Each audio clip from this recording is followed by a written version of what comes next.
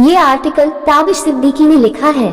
इस्लाम का इतिहास नाम की इस सीरीज में ताबिश इस्लाम के उदय और उसके आसपास की घटनाओं के बारे में जानकारी दे रहे हैं।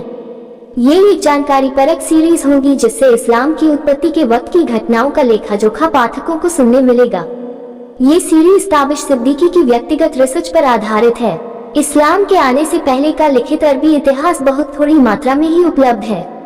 इसकी सबसे बड़ी वजह यह है कि उस दौर के अरब बहुत कम पढ़े लिखे हुआ करते थे, लिखने से ज्यादा इतिहास और कविताओं को याद करना पसंद करते थे।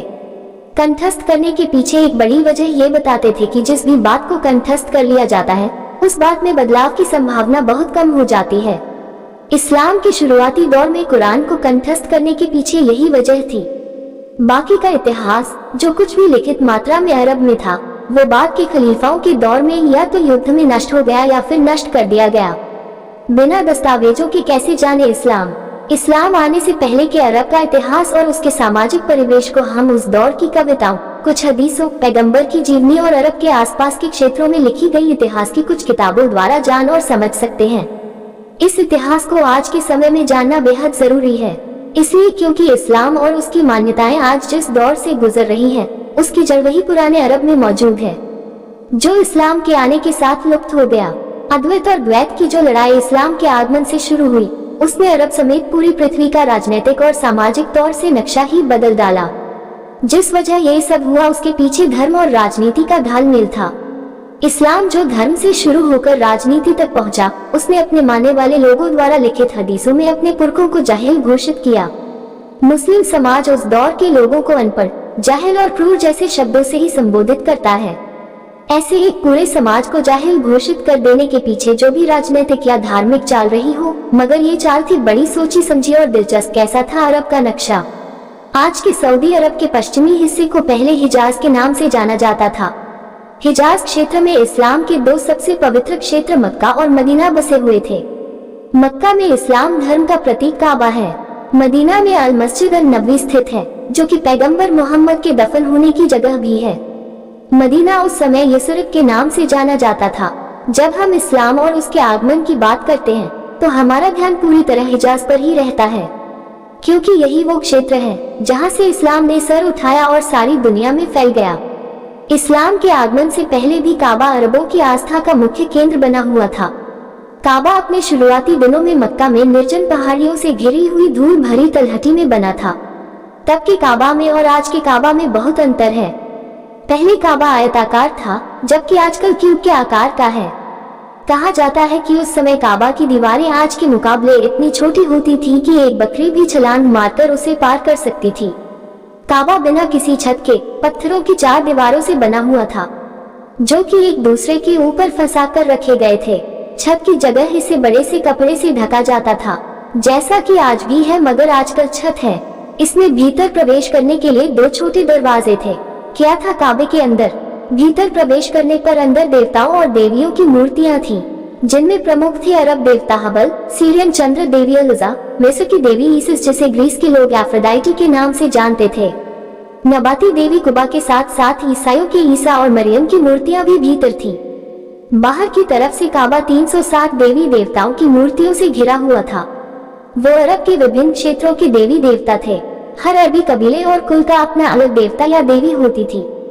काबा के आसपास अरबियों ने लगभग हर उस देवी देवता को जगह दे रखी थी जो किसी कुल या कबीले के लिए पूजनीय था।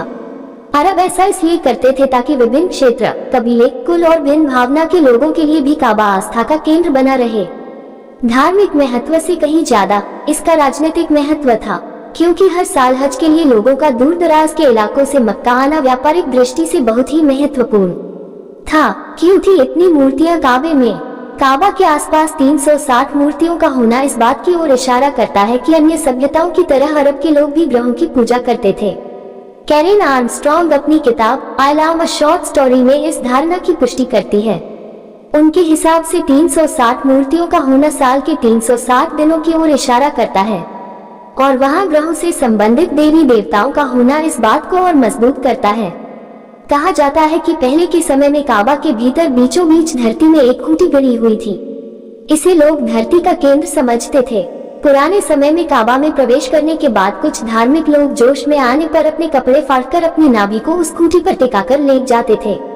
इस कर्मकांड के द्वारा वो समझते थे कि उनके शरीर के केंद्र का संबंध अब पृथ्वी के केंद्र से हो गया है और उनका शरीर पूरे ब्रह्मांड के साथ एक हो गया है। पवित्र महीनों में हज के लिए मक्का में आना और काबा के साथ चक्कर लगाना भी खगोलीय पूजा का हिस्सा माना जाता था। ये परिक्रमा उसी तरह थी जैसे पृथ्वी और अन्य ग्रह सूर्य की परिक्रमा करते हैं। ये उसी समझ से उपजा कर्मकांड था। आबे जमजम की दिलचस्प कहानी। काबा के पास ही जमजम का कुआं है। उस बीहर इलाके में इस तरह का कुआं होना अपने आप में एक आश्चर्य था। इसलिए बीहर रेगिस्तान के उस इलाके में ऐसे कुएं को पवित्र माना जाना कोई आश्चर्य की बात नहीं है, क्योंकि पानी वहाँ सबसे कीमती चीज थी, आज भी है। इसलिए इसके साथ बहुत सारी किंवदंतियां जुड़ गईं।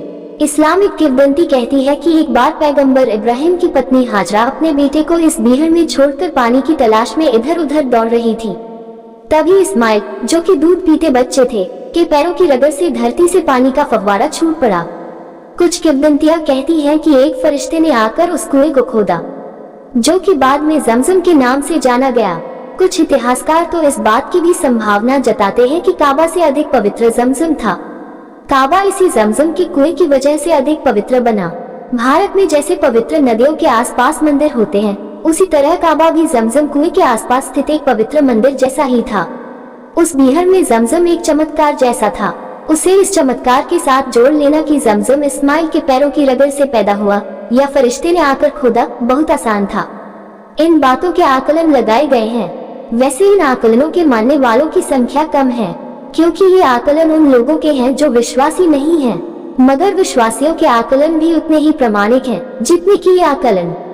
कोई भी आकलन वैज्ञानिक रूप से सिर्फ इसलिए प्रामाणिक नहीं माना जा सकता है कि उनमें एक बड़ी संख्या विश्वास करती है। आकलनों की सच्चाइयां जो भी हो, मगर एक बात तो तय है कि एक बड़े समूह का आकलन और अटकलें ही धर्म की नींव बनती है।